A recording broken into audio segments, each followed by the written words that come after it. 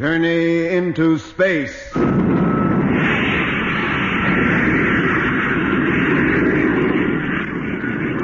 BBC presents Jet Morgan in Operation Luna.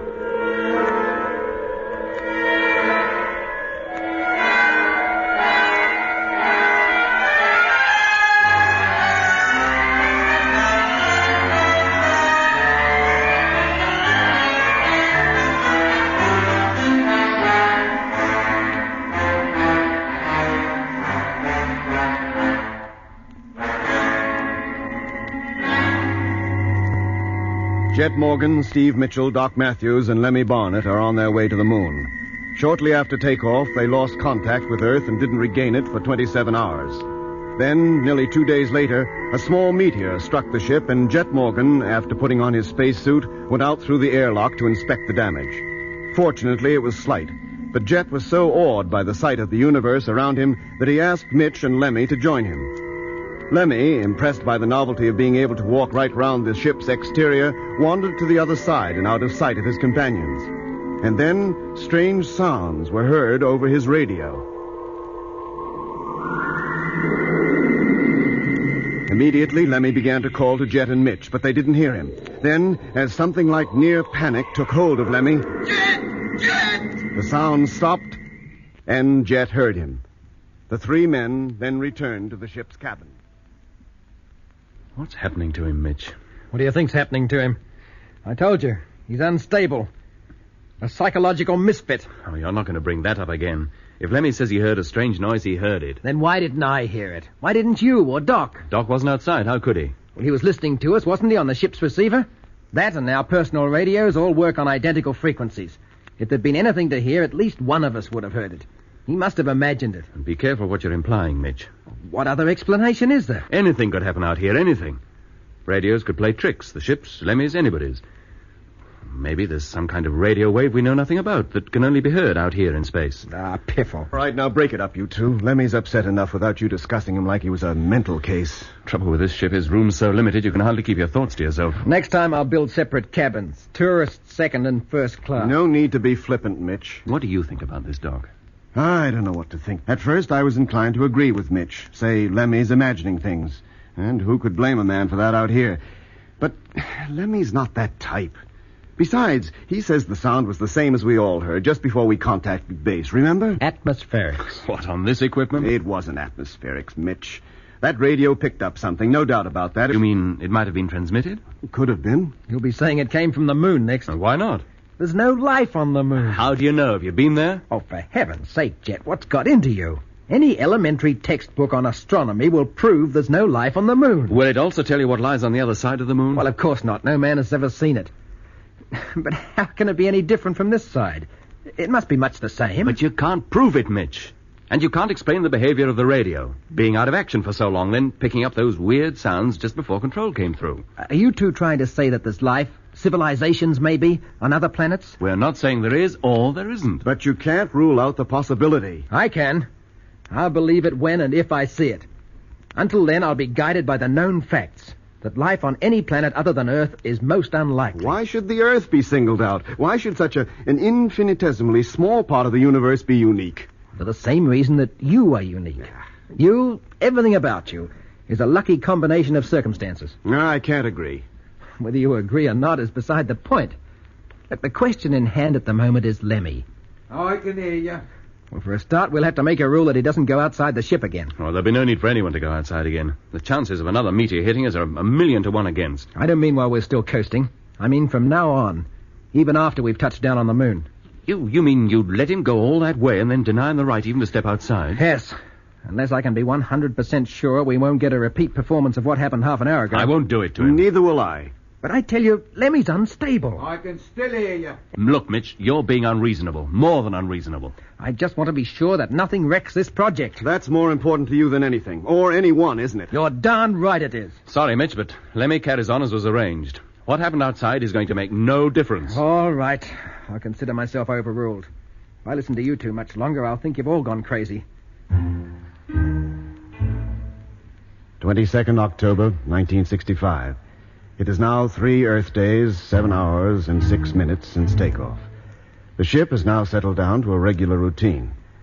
Lemmy seems to have fully recovered from whatever it was that scared him outside the ship, and now nobody even mentions it, though it's obviously preying on the minds of us all. Radio contact with Earth is clear and suffers from no interruption. There isn't much to do now. Every man takes his watch. Lemmy plays his mouth organ, Mitch studies his tables, Jet reads his book, and I keep this diary. Our speed is now very slow, not more than 50 miles an hour, and dropping every second. Soon the most exciting, the most dangerous part of our journey will be on us.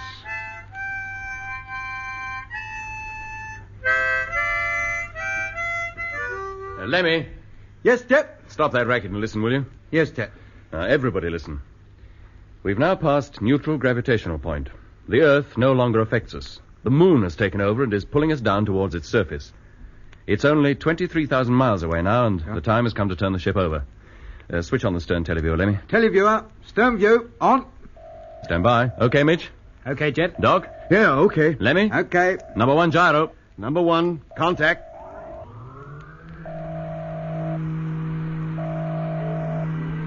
Watch the screen, Lemmy. Nothing happening yet. Oh, yes, now it is.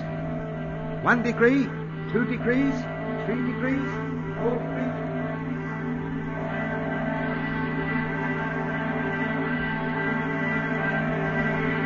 Any sign yet, Lemmy? Not yet. Oh, yes, here she comes. Limb of the moon now visible. Getting bigger. Blimey, the mountains and craters are as clear as anything. Well, never mind that. Keep your mind on the job. Plus 1, 1.5. Stand by, Doc. 2, Yeah, whenever you like. 2.5, plus 3, 3.5, plus 4. Number 1 gyros. 4.5, Cut. plus 5, 5.5, plus 6.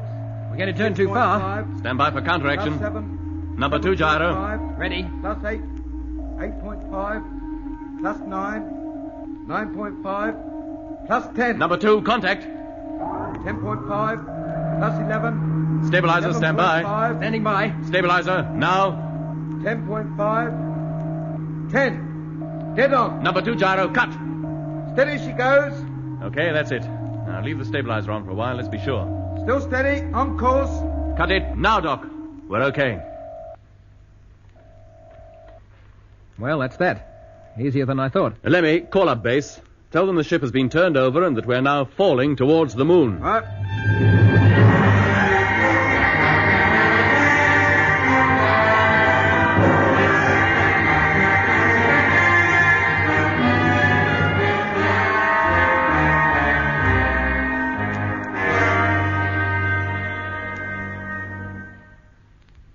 How far now, Jet? 1,000 miles. Getting close? Yes, very close. Now, it's about time we began preparing for landing. Everybody onto your couches and strap yourselves in. Sure Yep. thing, Jet. Let's hope we don't hit her too hard. Yep, safety straps fastened. Me too. Safety straps okay. Then position your control panels. Number 1 panel in position. Number 2. Number 3. 4, okay. Mitch, stabilizer. Stabilizer ready. Contact. Lemmy, course. Spot on. Doc, height. 930 miles. Shock absorbers ready. Yes, Jet. Let's hope they stand the concussion. They will. Contact. 910 miles. Still some way to fall yet. Now, let's all relax. Gravity conditions will return as soon as the motor is cut in. Now, don't let the shock take you by surprise. 900. Blimey, and it's jagged. We could have landed on that lot. No, Lemmy, they're the mountains that surround the bay. Where we're landing is much smoother. Better be. Height, 895. Landing area, still spot on. 890. Nearly there. Here, what's that? What's what? Quiet, Lemmy. 880. But I can What is hear. it, Lemmy? 875. Nothing, Jet. It's the excitement. Lemmy, what's wrong? Nothing, I'll tell you. Take that note. 870. Stand by. I'm going to cut in the motor. Landing area, spot on. Lemmy, pull yourself together. 865. 860. 855. 850. Contact.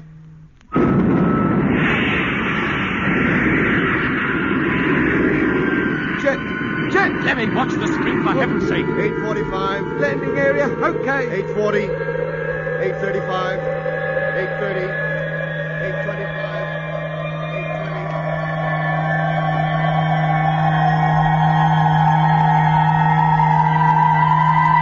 820. 2.25. Height 2 miles. We're nearly there. Here she comes. This is it. Hold tight. Cut the motor!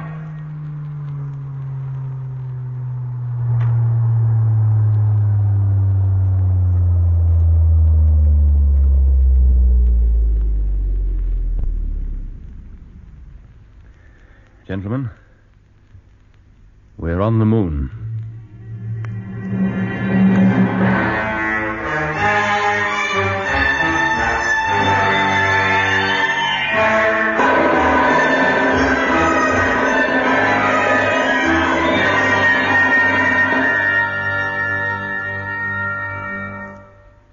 Didn't you hear what Jet said?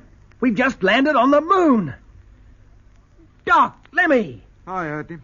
Yeah, so did I. doesn't that mean anything to you? Well, the way you're carrying on, he might have just announced your death sentence. Maybe he has. What's up, Doc? And Lemmy, what's worrying you? Nothing. Now out with it, Lemmy. You didn't hear that music again, did you? Leave me alone. Would he keep getting at me all the time? You did hear it, or at least you think you did. Am I right? Am I? Leave him alone, Mitch. In a minute you'll be saying you heard that darn music, too. I'm not so sure that I didn't. What? You, Doc? I can't explain it, but just before the motor was switched on, I began to feel very strange. A sense of foreboding. With landing only a few minutes away, how else would you feel? No, it wasn't that. I didn't exactly hear anything, but... Now you're both beginning to imagine things. Mitch, it was not imagination. Well, look, let's forget it for now. We've got work to do and little time in which to do it. Now, get up and we'll start. Right, Yes, well, of all course, right. Do we Jeff. put our magnetized boots on? No, Lemmy, we won't need those till we return. Now, switch on the main teleview and we'll see what it looks like outside. Televiewer on. Can't see a thing. Rotate the camera, full circle. Camera rotating. Well, still nothing. If anything, that screen's getting darker. No sign of a picture. The camera's pointing towards the night side of the moon, and the sun's hardly rising yet. We can't expect anything on the screen. Not even the stars? Well, we should see those, I must admit. Let's wait a bit. Wait till she's turned 180 degrees and begins to pick up the day side. Yeah, here she comes. Getting brighter. But still no picture. It's like the lens is fogged over. What are we worrying about? It's dust. Dust? Oh, of course! The moon surface is covered with it. Volcanic ash, meteoric dust. The blast from our motor when we landed must have caused a regular dust storm. We came down right in the middle of it. We won't see a thing till it's settled again. Oh, you know, for a minute it had me scared. I thought the televiewer had packed in like the radio did. Me too. Well, while we're waiting, we'll get ready to go outside. Yeah, And sure. not you, Lemmy. Eh? Somebody has to stay behind. Oh. We can't all go outside at once. Oh, for a minute I thought... Oh, don't worry. Next time out, somebody else will take a turn of staying behind. Well, that's fair enough. Now, call up control. Yes, Jet. Mitch, Doc, get your suits on. Yeah, sure, okay, Jeff. Hello, Earth. Rocket ship Luna calling control. Come in, please. Hello, Luna. Earth calling. Go ahead. Stand by. I've got him, Jet. Hello, Earth. This is Jet Morgan. You can tell the world that rocket ship Luna has landed. She touched down in the Bay of Rainbows less than 5 minutes ago. No need to tell them, Jet. They just heard you announce it. Every major city on Earth is hooked up to your ship via radio. Oh, I mean, now be careful what you say, Jet. The whole world is listening. How was the landing? Fine, came off beautifully. We hit the target area right smack in the middle. Was the trip a comfortable one? A bit cramped, but otherwise very comfortable. It's almost time for us to go outside. I'll arrange for our personal radios to be fed into the ship's transmitter so you'll be able to hear us talking. And now, if you'll excuse me. Certainly. And that, ladies and gentlemen, was the voice of Jet Morgan, captain of the first spaceship ever to land on the moon. As you heard, he and 2 other members of his crew are at present preparing to go outside. Hello, Earth. Can you hear us? Yes, Luna? We're in the airlock now, and the door is opening. In just a few seconds, we'll have our first close look at the moon's surface.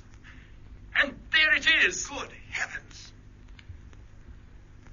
How does it strike you, Jet? Any different from what you expected? No, not really, but it's so difficult to believe we're actually here. It's so bleak. Not a tree, a blade of grass, nothing. And the sky is black, an inky black. The barrenness is hard to believe. Not the slightest sign of life anywhere. Nothing but the rocks and dust glaring in the sun. And deep black shadows which are sharper and harder than any seen on Earth. It's almost a monochromatic world, like an old-fashioned sepia photograph.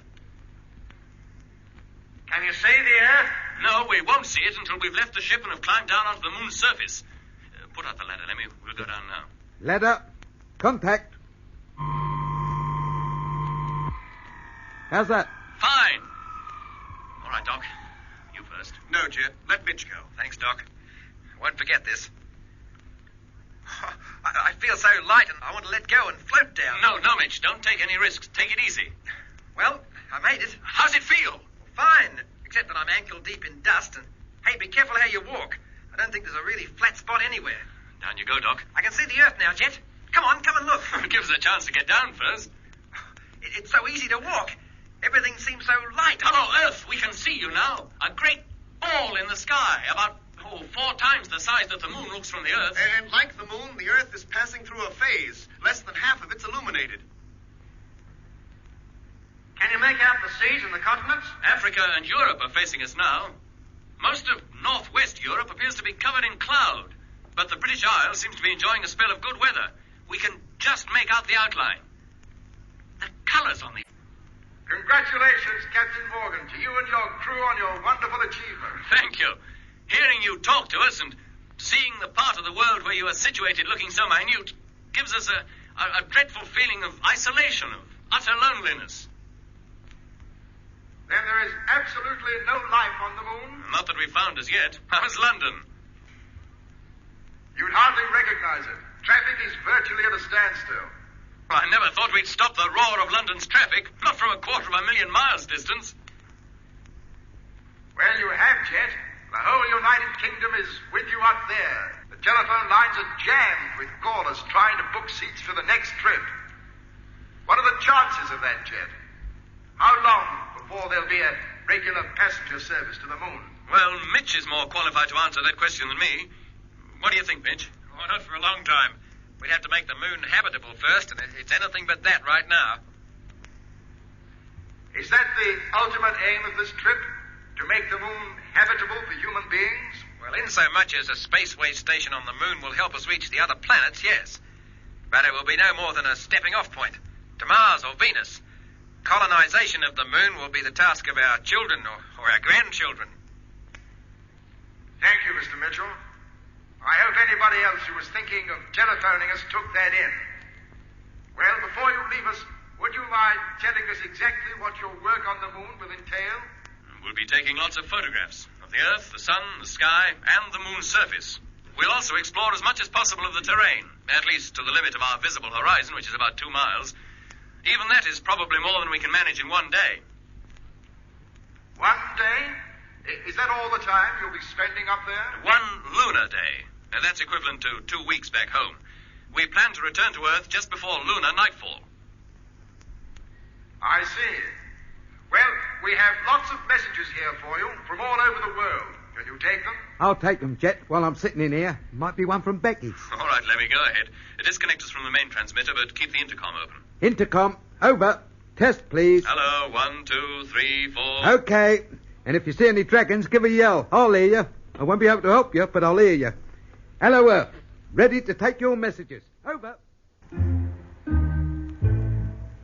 It is now 3 Earth days since we landed on the moon. Everything is going well. At the moment, Jet, Mitch, and Lemmy are digging out specimens of lunar soil to take back home with us. Up to now, we have found no evidence whatsoever that there is, or ever has been, any kind of life on the moon. It is a completely dead world.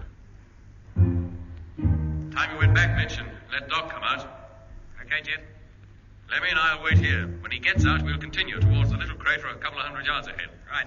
Periodically, the voices of Mitch, Lemmy, and Jet come over the intercom as they talk to each other through their personal radios. Every word they say is recorded, for the construction of the spacesuits does not permit the wearers to write their observations. Lemmy is in high spirits. A few hours ago, he discovered that the low gravitational pull on this dead world allows him to jump fantastic heights. He cleared a... Now? Thanks, Doc. Hatch opening.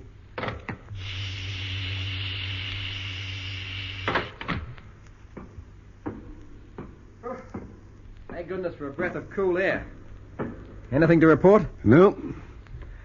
What have you been doing with yourself? Oh, keeping up my diary. Maybe you should put your mind on modifying these spacesuits. Huh? Find some way of getting rid of the moisture. I'm ankle deep in perspiration. Nothing much I can do about it now, Mitch. It'll have to wait till we get back home. Well, get down into the torture chamber and I'll let you out. Yeah, okay. Jet and Lemmy are waiting for you 200 yards north of the crater. Here comes the doc now, Jet. Hello, Doc. Ready for another digging session? Oh, is that what it's going to be? We'll take a few photographs of the crater first. And then if we can, climb down into it and see what the floor's made of. Right. Doc, can you manage the surveying tackle? Oh, I can up here. Back on Earth, it would take 3 men my size just to lift it. Well, let's get going. We'll spend a couple of hours there and then go back to the ship for a meal. What? Hey, listen. Wait a minute. What is it, Lemmy? That music. It's here again. Steady, Lemmy. God gracious. What is it, Jet? I don't know. Stand still. Listen. You can hear it? I'm not sure. I can't exactly hear it. It was like... Well, I don't know how to explain it.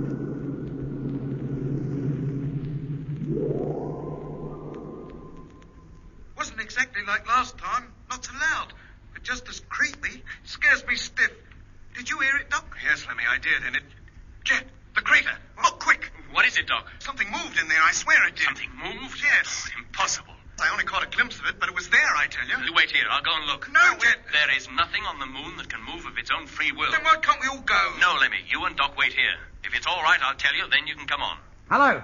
Hello, what's the trouble? I wish we knew, Mitch. We heard that noise again. Not just Lemmy this time, all 3 of us. Did you hear it? Are you sure you did? Of course I'm sure. And on top of that, I saw something move in the crater. Ridiculous. I tell you, I saw it. Jet's just gone... Hey, Doc! What? Where's Jet? What? Not a second ago, he was standing on that crater's rim. Now he's not. He must have fallen in. Hello, Jet. Jet, Doc calling. Can you hear me? Jet. Yeah. He doesn't answer. Let's get over there. He must have hurt himself. Quick. If he's punctured his suit, he's as good as done for. Now, can you see him, Lemmy? He must be lying somewhere on the crater floor. No, Doc. There's no sign of him. The crater's empty.